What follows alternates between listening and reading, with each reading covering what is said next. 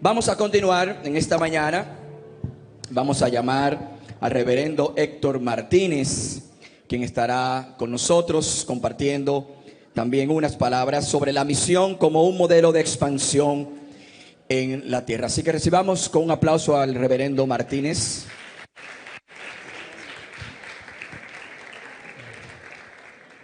Damos gracias a nuestro Señor y nuestro Salvador Jesucristo, que nos da la oportunidad de estar una vez más, por séptima vez, en este lugar.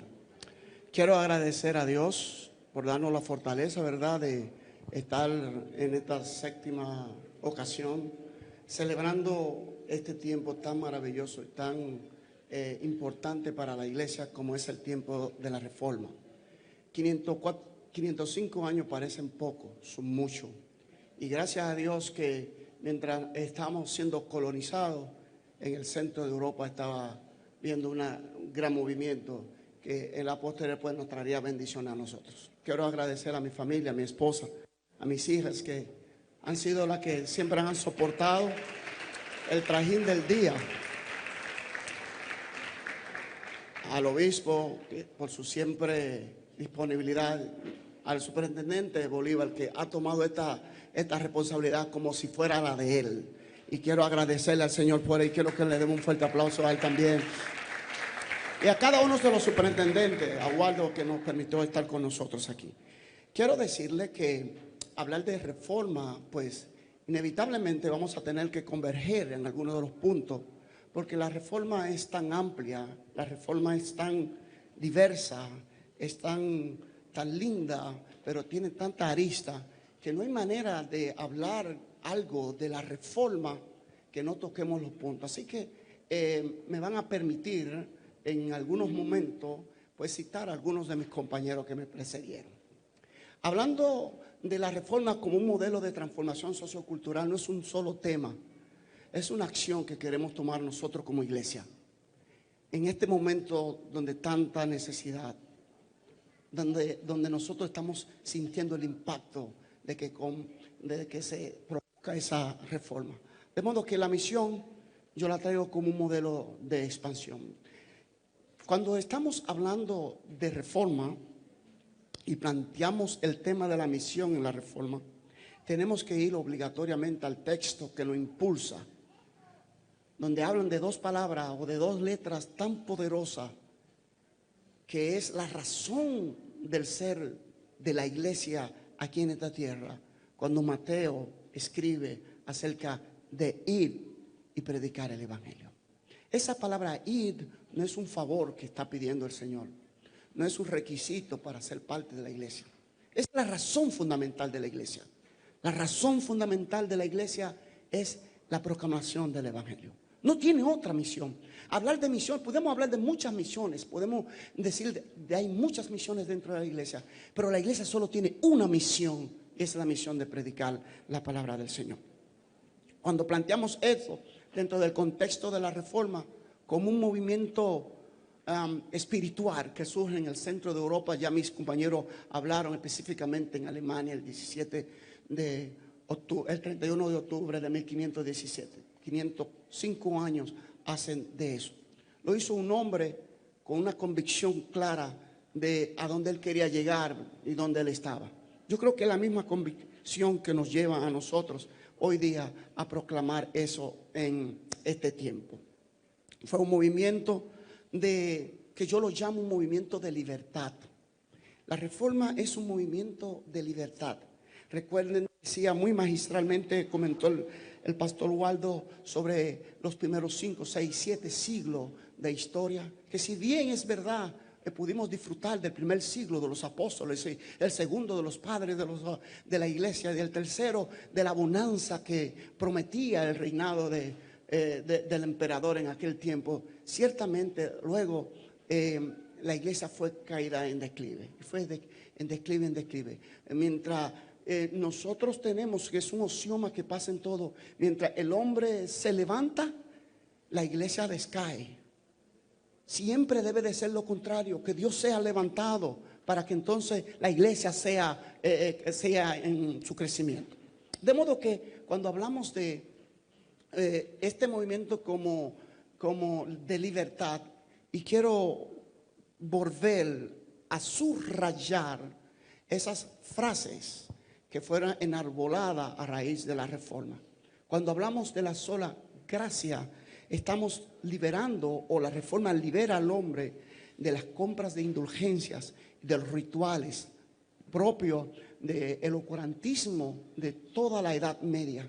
Era un tiempo difícil, no solo era oscurantismo porque estaban a oscuras en muchas cosas, sino era un tiempo de ignorancia. Decía Bolívar que solo algunos beneficiosos eran los que tenían la capacidad de escribir, de tener a manos algunos tipos de libros. Pero el 70 al 80% de la población no sabía leer, no podía escribir, no tenía a mano eso. Y los libros que les llegaban en un idioma diferente al que tenían. De modo que cuando hablamos de reforma de sola gracia, es acerca de la libertad del hombre, de no solamente pensar en la salvación en materia de algo que tengo que comprar como las indulgencias y los rituales. También cuando pienso en reforma estoy hablando de la libertad cuando habla sobre la sola escritura. Yo quiero decirle que no solamente la reforma libera al hombre de la tradición y un conjunto de dogmas que si bien sirven para ayudarnos a nosotros en nuestra dogmática, también en lo contrario no nos ayuda bastante. De modo que la sola escritura enarbola a tal punto el tiempo de la reforma que algunos teólogos llaman a ese tiempo la reforma, a ese movimiento, el movimiento del libro. El libro, porque la Biblia es algo precioso, algo lindo, algo poderoso. No es algo que podamos soslayar por otros libros o por otro texto. La Biblia sigue siendo el lugar a donde nosotros tenemos que ir si queremos encontrar salud en todos los órdenes. De modo que eso es importantísimo, que nosotros como iglesia sigamos teniendo la Biblia como el centro de nuestra fe, de nuestra creencia, de nuestro norte, hacia donde debe dirigirse iglesia. Cualquier otra cosa fuera de lo que está en la Biblia está de más. Necesitamos entonces volver al libro. Cuando habla de solo Cristo, estaba liberando a la gente de un sinnúmero de intermediarios que había, que hacía difícil la llegada, el contacto de Jesús. Cuando en la Biblia habla de que nosotros tenemos una franca puerta de entrada al trono de la gloria, pero los intermediarios de la época pues casi impedían que la gente pudiera tener un contacto con el Señor. Hablando de la sola gloria y la sola fe, pues ya se encuentra sobre la libertad de nosotros creer en el Señor Jesús. Y ya no eran los papas, ya no eran los emperadores, ya no eran los reyes los que dictaban la norma de glorificar a la gente, sino ya estamos hablando de que el Señor Jesús volvió a sentarse en el trono de la iglesia como debiera de ser desde el principio.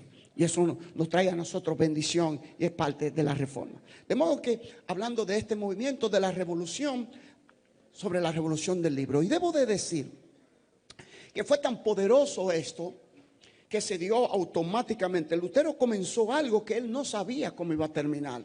Nosotros desde este punto de vista, 505 años después, podemos decir, wow, qué extraordinario. Lutero solamente estaba inquieto en que su iglesia fuera en cierto punto reformada.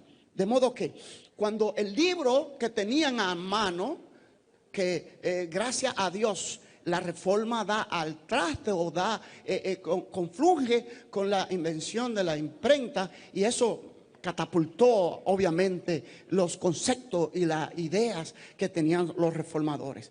Cuando hablamos sobre el libro o la Biblia, entonces era necesario entonces que los seguidores de los reformadores aprendieran la Biblia, leyeran la Biblia, escudriñaran la Biblia. Para eso había necesario hacer dos cosas: traducir la Biblia al idioma, y número dos, debíamos el centro donde se enseñara a la gente a leer y a escribir. Y es así cuando en el año 1537, 538 nace por primera vez la primera escuela pública hecha por los reformadores. Yo quiero decirle que 10 de las 10 universidades más grandes que tiene actualmente el mundo, 7 de ellas fueron creadas por protestantes y por reformadores, incluyendo Harvard, Cambridge, en London y Yale también, y en Francia la Sorbona. Todas fueron hechas por cristianos. Y cuando a ustedes alguien sin cultura, sin conocer de dónde viene lo que nosotros creemos, nos dicen que los cristianos estamos desfasados, usted tiene el derecho de pararse y decir lo que Dios ha hecho a través de la iglesia en todos los siglos en la humanidad. Creo que eso hizo un cambio radical cuando empezaron aquellos, como decía el pastor Waldo, aquellos cocineros empezaron a leer, aquellos que se encargaban de las cosas menudas de aquel tiempo, empezaron a leer y a escribir la Biblia ya traducida. Eso hizo un impacto tremendo en la gente. Pero no solamente eso, a raíz de la reforma vinieron también las contrarreformas, o la manera de ir en contra de eso. Lo que pasó luego es genial y es fundamental. Por eso es que donde quiera que haya una iglesia debe de haber prosperidad y debe de haber bendición. ¿Qué ocurre? A los reformadores no están interesados mucho en el asunto de las misiones, porque estaban muy ocupados en dogmatizar la teología y ponerla un poco más práctica y defenderse de la contrarreforma. Sin embargo, cuando esos colonizadores protestantes salieron del centro o del epicentro de la reforma y fueron moviéndose a diferentes lugares, ese impacto de los colonizadores protestantes en los países que colonizaron han sido países prósperos. Todos los países que fueron colonizados, por ejemplo, tengo que decir los Estados Unidos, que vinieron los cuáqueros y vinieron los moravos y un grupo de gente, no vinieron a Estados Unidos a buscar riquezas. Ellos vinieron corriendo por su corriente, su convicción religiosa y buscando un lugar de paz a donde vivir. Por eso que se instalan allí y no le interesan llevarse nada de lo que tiene ahí, sino por todo lo contrario, contribuir y la enseñanza. Por eso casi el 80% de todos los misioneros en el mundo, pues su principal fundamento era enseñar a la gente a leer y a escribir. Y eso fue fundamental, porque luego entonces te enseño la Biblia. No hay manera de hacer lo contrario. Entonces, cuando vemos países colonizados por los protestantes, son hoy día países ricos y países prósperos. Por eso hace la brecha grande entre el norte y el sur. Sin embargo, por el otro lado, los países colonizados por los contrarreformas, por la Iglesia Católica, son países que vinieron exclusivamente a buscar riquezas a otro país. Por eso nos legaron a nosotros una estela no solo de pobreza, sino de una mentalidad de no trabajar. De hecho, la primera revuelta que le hacen a Colón en República Dominicana, que se lo hicieron los mismos españoles que vinieron, fue porque en una ocasión, a la falta de indígenas, cuando llegaron aquí a República Dominicana en 1492, habían aproximadamente unos 700,000 indígenas. Para 1517 solamente habían 30,000 indígenas. Entonces estaban muertos. Ellos necesitaban entonces una mano de obra. Y a Colón se le ocurre la maravillosa idea de decirle a los españoles: hermanos, aquí hay que trabajar. Eso fue suficiente para que embalsamaran prácticamente a Colón, lo enviaran en un barco de regreso a España. Y cuando la corona le preguntó que cuál era la razón, y ellos dijeron que para trabajar se hubiesen quedado en España. Eso es lo que tenemos. Por eso es que en nuestros países siempre buscamos la ruta más corta para obtener lo que queremos. Y eso no fue que lo heredamos de nuestro indígena, lo heredamos lamentablemente del trasfondo colonial con que nos fuimos nosotros colonizados. Así que cuando hablamos de misión, entonces nosotros tenemos que ver dentro del contexto de la reforma del 1517 a un pequeño grupo que surge dentro de la misma reforma, que son los anabatistas. Los anabatistas prácticamente es un grupo que no se llevaba muy bien precisamente con los luteranos, ni se llevaba muy bien tampoco con los calvinistas, ni se llevaba muy bien con muchos de los reformadores, porque ellos entendían que la verdadera reforma era volver al principio de los discípulos. Como era esa vida pía, esa vida sin nada más que eso, dar su vida. Ellos entendían eso. Entonces se gestaron ellos mismos en la discordia del grupo de ellos. Porque, como ustedes sabrían, dentro de los grupos luteranos y los grupos calvinistas no eran santos solamente de orar.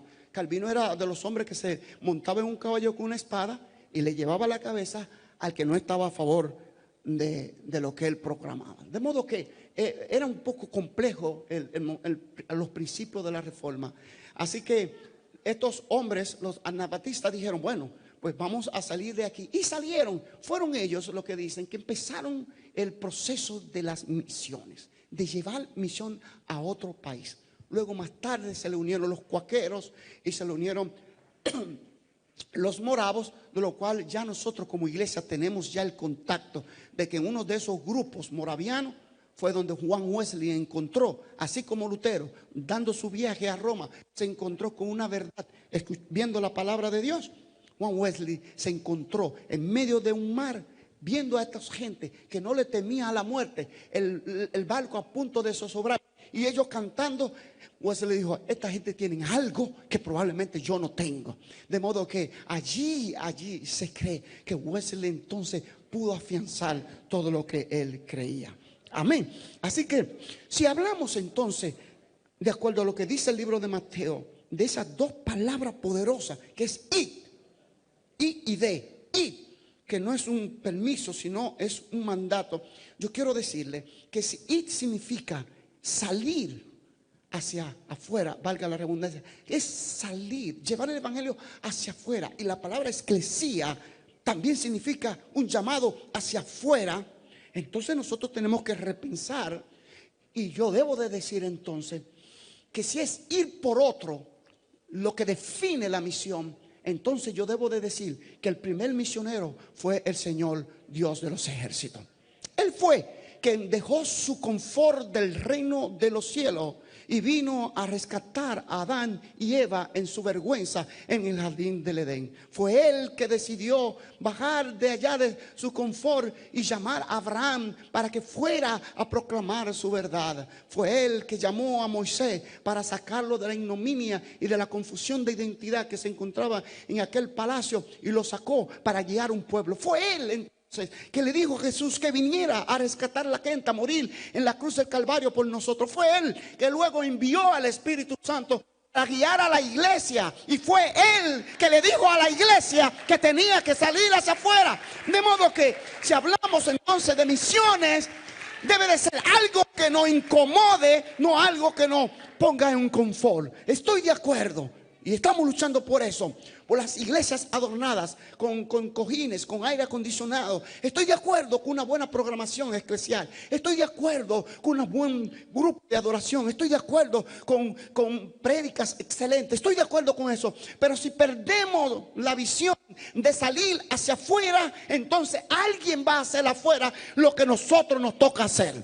Entonces tenemos que hacer un tipo de reforma. Es por eso entonces, mis amados, que debo de decir que ahí afuera donde nosotros estamos y deberíamos de ir, hay una sociedad que está siendo adoctrinada bajo un sistema de antivalores, de grupos que creen tener la verdad y están adoctrinando a nuestros jóvenes. Y yo quiero decirle que ese grupo está en la calle. Hay un grupo de influencers que ellos mismos se llaman influencers, y que lamentablemente o caóticamente tenemos que decirle que sí, que son influencers, pero están llenos de necesidad, profesando ser ellos los maestros de nuestros jóvenes y de nuestros niños, con conductas aberrantes, llamando a lo malo bueno y a lo bueno malo, y dictando leyes de conducta donde ellos mismos son unos antivalores. Y ese grupo está en la calle. Hay organizaciones antifamilia que están trabajando para destruir todo el modelo familiar que Dios nos ha legado, que está en la palabra de Dios, con una contracultura, forjando principios y valores contrarios a lo que dice la palabra del Señor. Y ese grupo está en la calle. Tenemos un grupo de ideología, de concepto, de género, que más perdidos no puedan estar, diciéndonos a nosotros cómo es que deberían de ser las cosas en materia de lo que ya el Señor nos definió, para enseñar a una sociedad a la promiscuidad y a la falta de identidad. Y yo quiero decirle, mis amados, que ese grupo está en la calle. Hay un tipo también de modelo de cristianismo radical, de extrema.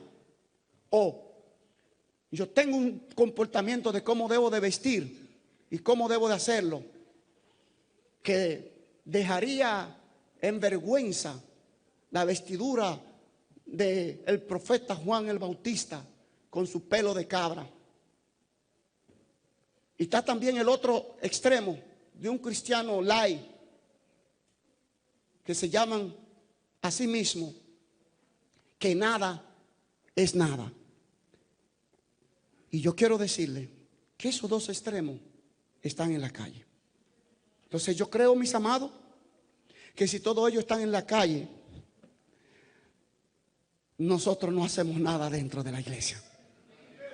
Yo creo que tenemos que movilizar el ejército que tenemos en la iglesia y sacarlo hacia afuera, que es el principal razón de la iglesia. Si ese grupo está en la calle, no podemos decir desde aquí, desde la comodidad, que hay que producir un cambio. Si hay que producir un cambio, debemos producirlo afuera, que es el llamado y es la acción evangélica y misionera de la iglesia. Debo decir que nosotros somos una herencia de misiones. Lo que somos hoy. Cuando esta familia se mueve de los Estados Unidos y vienen aquí y deciden ir, y llegaron a Haití y encontraron una iglesia, ya cogieron para acá a Montecristo, nos formaron en misiones, lo dejaron todo. Tenemos sociedades de misioneras, de jóvenes, sociedad misionera, de jovencitos. Yo creo que una de las iglesias que deberían ser más misioneros y misioneras es la Iglesia Metodista Libre. Entonces, si no es así, de la iglesia, y no hacemos nada por salir, por miedo a no sé qué cosa, yo quiero decirle que las misiones debe de incurrir cierto tipo de riesgo. Yo quiero decirle que tanto Hudson Taylor, Adonirai Hudson, Livingstone y un grupo de hombres, Guillermo Caray y un grupo, dieron su vida con aras de llevar el evangelio a la India, de llevarla a la China, de llevarla a todos los lugares para que ellos puedan ser investidos de la presencia del Espíritu Santo. La Gran Comisión no es una opción para ser considerada, sino un mandamiento para ser obedecido, decía Hudson Taylor. La iglesia que deja de evangelizar pronto dejará de ser evangélica. De modo que tenemos que salir, decía Albert Tuff. Nosotros tenemos que salir. Debemos ser pecadores de hombre. Dios nos ha llamado a ser pecadores de hombre, no a guardar ni ser guardianes de acuario. Yo creo que Dios nos está diciendo a nosotros que debemos de salir, y ese es el empuje que necesitamos. Y si necesitamos una reforma dentro de la iglesia para que haya un cambio, debemos de decirle, como dijo Wesley, Señor, yo quiero que venga un gran avivamiento en orden. Pero si no te es posible, él viendo la manifestación del Espíritu Santo con los cuáqueros y con los moravos que danzaban, gritaban, hablaban en lengua y tiraban para allá. Yo quiero decirle que el hablar en lengua, danzar, correr y eso no es propio de una sola iglesia. Nosotros también, y el mismo propio Juan Wesley fue envuelto en esa misma atmósfera. Y él decía, Señor, si es posible, tráelo ordenadamente. Pero si no, envía el avivamiento. Tráelo como sea. Lo necesitamos. Si tenemos que saltar, saltamos. Si tenemos que hablar, hablamos. Si tenemos que brincar, brincamos. Pero necesitamos un avivamiento. La señal de una iglesia grande y poderosa no son las capacidades de asiento que tenga, sino su capacidad de enviar a otros por Cristo. Yo creo entonces, mis amados, que si nosotros volvemos a esto que el Señor nos ha dado, vamos a hacer una iglesia grande. La misión no es un ministerio eclesiástico, la misión es el único propósito de la iglesia. Quiero concluir con una frase que casi me copia Waldo. Él decía, si el crecimiento del evangelio de nuestro país, lo estoy diciendo con mis palabras, pero fue lo que casi él dice, lo que tengo escrito aquí, y lo quiero leer. Si el crecimiento del evangelio de nuestro país no es compatible con un cambio en nuestra cultura, entonces nosotros debemos producir cambio en la forma en que lo estamos haciendo. Si lo que nosotros estamos proclamando, el evangelio, debe de haber un cambio. A donde quiera que se proclame el evangelio, debe de haber un cambio. Y en nuestro país nosotros estamos creciendo en número evangélico de una manera alarmante. De hecho, nos están poniendo de ejemplo de tantas iglesias. Pero yo veo a una cultura de nuestro país. Yo veo a un país que como que cada día va más de espalda a Dios. Entonces nosotros como cristianos debemos de hacer una reforma en la manera en cómo estamos siendo la iglesia. Porque yo creo que si predicamos el evangelio efectivo, va a producir un cambio sociocultural. Este cambio sociocultural no es para que el presidente o los políticos hagan ese cambio. El centro de Europa fue cambiado. De hecho, algunos teólogos dicen que ese movimiento ha sido uno de los movimientos más poderosos después de la resurrección y muerte de nuestro amado Señor y Salvador Jesucristo. Entonces, tenemos que coger, no esperar 105 años más o 504 años más. Ya ha pasado 505 años de la reforma. Y necesitamos entonces sentarnos y repensar cómo lo vamos a hacer. Yo creo que aquí están todas las autoridades de la iglesia. Yo creo que también están todas las necesidades puestas. También creo que están todas las buenas intenciones para hacerlo. Así que vamos a la calle. La misión es de la iglesia. La iglesia metodista libre es una iglesia misionera. Así que si queremos adoptar la misión como un modelo de expansión, queremos decirle, mis amados iglesias, que tenemos más de 40 parajes y ciudades de este país donde no tenemos presencia metodista libre. Así que hay mucho por hacer y contamos con cada uno de ustedes, con la anuencia de los directivos y los pastores y los obispos de la iglesia y los superintendentes y todo el mundo a trabajar. Creo que es tiempo de que en nuestra iglesia haya una reforma y esa reforma se traduzca en cambios de valores, de pensamiento y en crecimiento de nuestras iglesias. Así que Dios les guarde, mis amados. Dios les bendiga. Que la paz de Dios sea con cada uno de ustedes.